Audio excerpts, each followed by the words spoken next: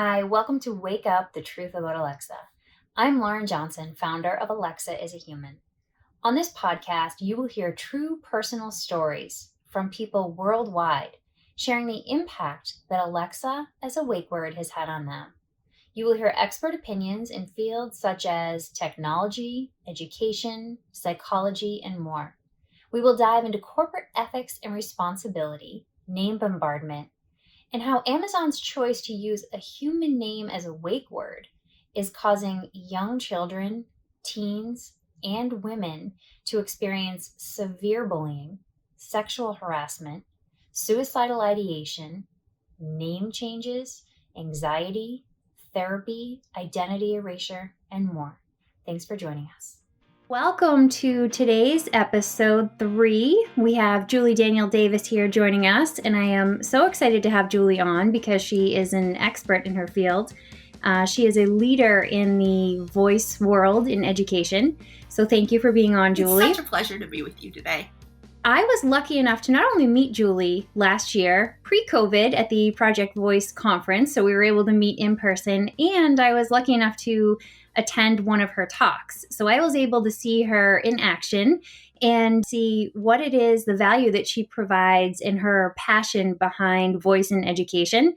And we even, as the audience, got to see some of her students and the foreign exchange students there and the value it provides to them. So Julie, I will let you introduce yourself a little bit about, who you are, what you do, and what your passion is. Right. Well, it's great to be with you. As I said before, my name is Julie Daniel Davis, and I'm currently an adjunct faculty member at UT Chattanooga, where I teach current teachers, future teachers, and computer scientists about educational technology.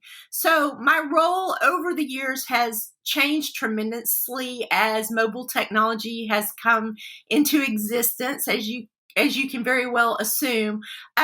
In my previous role, I was the director of instructional technology and innovation at a K-12 school.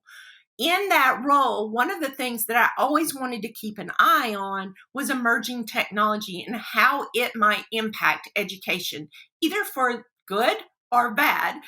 So in this situation, I really saw a value of using voice technology to meet some needs that maybe weren't currently being met, or that could be met in a way that met the student exactly where they were. So you mentioned my foreign exchange students.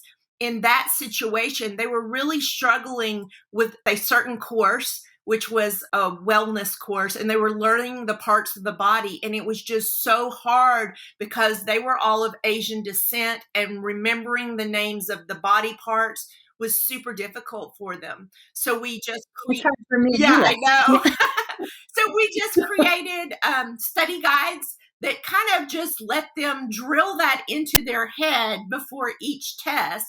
And what we found was, as a byproduct, is that the device really helped them also in their pronunciation of English words, because they would say it and they would say, well, that was right, but the device wouldn't hear them correctly. And so there was a learning thing there happening that really helped them on a lot of different levels. And it became something for them where they realized they could kind of practice their English words with this device. So, that being said, That is I cool. know it was a really, really cool event for us. That being said, the door opened because I started putting these devices in classrooms, and people all over the world were reaching out to me and saying, hey, how do I do this in a safe way? Because I'm huge on student privacy, as you know, by attending Project Voice. And so, there's a lot of things you've got to turn off. There's a lot of things you've got to do and remember in order to use these wisely, because with any emerging technology, there comes lots of little things that weren't expected, as you very well know. Yep. So what's your passion behind it? What do you love about it? Yeah. So there's several things. First of all, it's the price point. I can put in the middle of the classroom for less than $100 a device that meets every single student in the classroom, as opposed to putting iPads or Chromebooks in the classroom, and maybe I can get 2 to 3 kids around that. But this device allows everyone to have access at one time. And for districts that don't have a lot of money, for teachers who are paying out of their own pocket, it gives them an opportunity that they didn't have before. The other thing is the communal aspect of it. So one of the things I love about it is a teacher is maybe standing in the front of the room lecturing, and she talks about the ubiquitousness of technology. And all of a sudden, all these faces are kind of like, what is that? And so some kid raises their hand and says, Miss Davis, what does ubiquitous mean?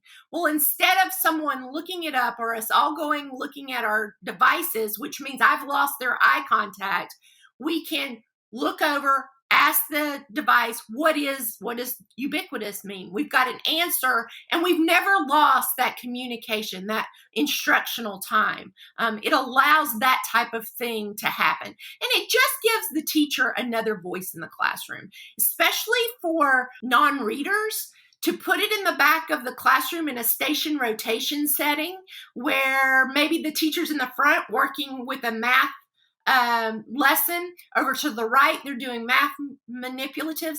And to the left, perhaps they're using a skill on that device that's helping them with the lesson that they just learned earlier. So it just gives another little added benefit. It's never going to replace the teacher. It's just another support to the classroom. And we're always looking for supports in the classroom.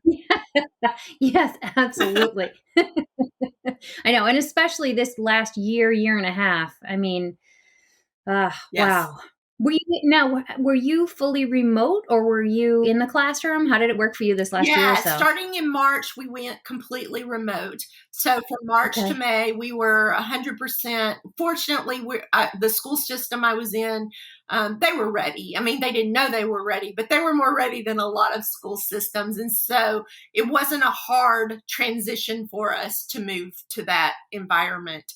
And then starting in starting in August, I wasn't there anymore, but it was part remote, part hybrid, part face-to-face. So it's just been a very interesting trial for all educators everywhere. Yes. I mean, I watch my own kids. Same thing. They went from fully remote to hybrid, and now they're back mostly in person. And it's been a struggle. So I give credit to every educator out there this last year and a half. Not that I didn't beforehand, but this was just extra difficult. Yeah. And, one of the things that I've seen that the devices really come in handy on is a lot of teachers have created flash briefings. So what that is just a 10-minute or less. Think of it like a news snippet. So my podcast is actually a flash briefing. So it's 10 minutes or less, and you can just ask that device, play Miss Davis's flash briefing, or what's my flash briefing? And I could tell you, today you're going to need this book, this book, this book. Don't forget you're going to need that. Families, don't forget picture day on Friday. And it's just that communication with families, and for that purpose of staying connected, which was really hard during the pandemic. That's amazing. I haven't seen that myself personally, but that sounds phenomenal. That would have been really helpful, of the 1,900 emails that we were getting from different places. So yeah, that would have been great. So when it comes to, as you know, this podcast is about the Wake Word Alexa for these devices. And so tell me what your opinion is on using the Wake Word Alexa versus Amazon. I know that Echo can be a name as well. So maybe Amazon or computer or something. Do you think personally it makes a difference to have a human name versus an object? Or, as far as your kids' understanding, would it make a difference? What are your thoughts? So, in the beginning, it was not on my radar that this was going to be an issue. And I think that's fair to say pretty much for Amazon themselves, for everyone, that we didn't know that it was going to be an issue. So when I set them up in the classroom in the beginning, I totally was using the wake word that it came with, the default wake word, which is Alexa. So that being said, once I started realizing that this was causing A, bullying, B, confusion, and C, just, we are humanizing a device here.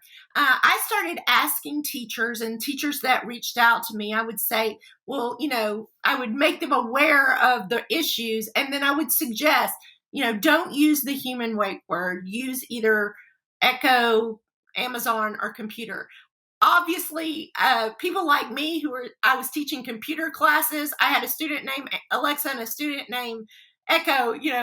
You start going down the list and go, which one of these can I use? But we used Amazon. That. So, Yep. so one of the things that has become important to me is just to make people aware that this is an issue. It's out there and it's real and it's impacting people in a way that obviously no one knew it was going to happen. I think any educator worth their salt, if they're not meeting possibilities of bullying head on, they are not worth being called an educator, because this is an important thing in any aspect. I mean, I've in the many years that I have been teaching, I've taught a Britney Spears when the Britney Spears was off the rails. I've taught a Charlie Brown. I've taught Jesus's. And there is always that opportunity for students to tease to the point of where the student feels bullied by it. So that's one of the things that I would say I've learned in the midst of this as well. Yeah, and you're not alone. And like you said, there really isn't blame placed on Amazon for naming this device and Amazon Lab 126 that was originally part of naming this, because I don't think anyone, to your point, anticipated this becoming so Right. huge. At this point, if Amazon is aware, perhaps we need to think about some corporate responsibility and some ethics there, because that's what is causing the impact of bullying, harassment, and unfortunately, we're dealing with sexual harassment, teens in therapy, suicidal ideation. I mean, the list goes on to workplace harassment, because the difference so my name's Lauren, and I got, teased a lot as a kid because it was a new name in the 80s, and well, at least new to my area. And so, lots of people called me Larry or Lawrence and called it a boy's name. And lots of people made fun of the Ralph Lauren. And, I have brothers, so I got teased all the time. And so that is one thing. But then when you take it to this giant multi-million or probably $1 billion company, one of the most powerful companies in the world, it just becomes more of an issue of name bombardment and ethics. And the bullying and harassment are really just, unfortunately, a part of that. And so I think for educators, it would be nearly impossible without, this is my opinion, but without replacing the wake word from Amazon as the default, it's near impossible, because as you know, as an educator, and I've seen, my kids go through this, but the bullying doesn't really happen in the classroom. It happens at recess. It happens on the bus. It happens in the cafeteria. It happens when eyes aren't on them. And so, it's not just that, but then it's outside when you go to a Target or a Walmart and boom, the device is there and someone's playing in the technology aisle and here it is coming at you. Or it's the commercial on TV or a kid in their friend's car, just the list goes on. So that's more of the issue. But I guess whole picture, what would you say to either educators or to the public in general about the wake word? And is it possible to do the incredible work that you're doing? Because I don't want to take one thing away from the value that voice technology provides. But is it possible in your opinion? And what would you say to people? Possible to change the dynamics of that? Is that your question? To omit Alexa as a wake word and to just have something that isn't a human Right. name.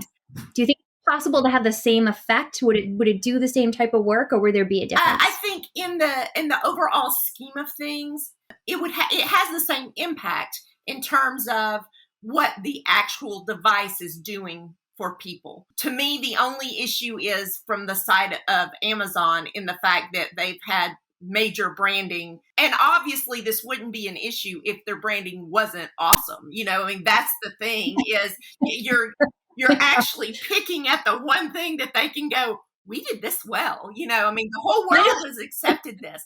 So that being said, would it change the dynamics of what the device was made for? No, none whatsoever. But I always think about this as there are first level decisions and level 2 decisions, level 1 and level 2 decisions. Level 1 decisions, it's really hard to change them once they've been made. A level 2 decision, you make it and then you go, maybe that wasn't the best. I think in Amazon's eyes, what we're looking at is a level 1 decision. How do we change this at this point?